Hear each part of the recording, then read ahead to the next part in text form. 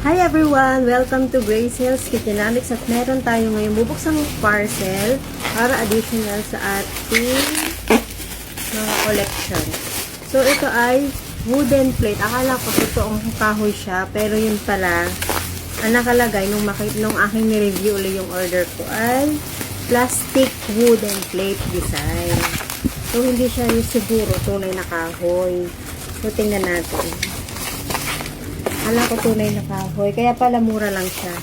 So, nabili ko lang ito siguro mga 20 pesos each. 20, 21, ganun. So, 12 pieces. So, ayan na. So, excited.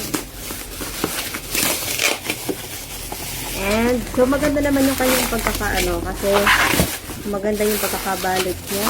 Harap na harap. Oh. And, ganito siya. Tingnan natin kung 12 pieces. Parang, ayan.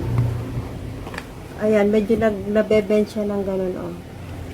So, hindi ko lang alam kung pag nilagyan to ng mainit, kung magiging, pero mukha namang okay siya. Pag nilagyan siya ng mainit. 12, 2, 3, 4, 5, 6, 7, 8, 9, 10, 11, 12. So, yan. Ganyan siya kalaki. So, try lang. Plastic talaga siya. Plastic.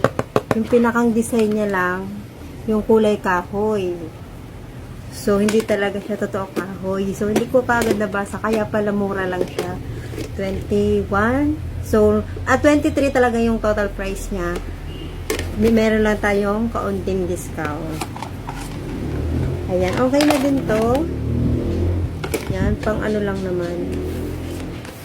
Pambahay. So, sana lang pag nilagyan siya ng mainit ay carry. So, yun lang. Bye! Meron na ulit tayong additional collection sa ating mga gamit pang kusina. So, yun. 12 pieces. So, not bad. So, yun lang. Bye!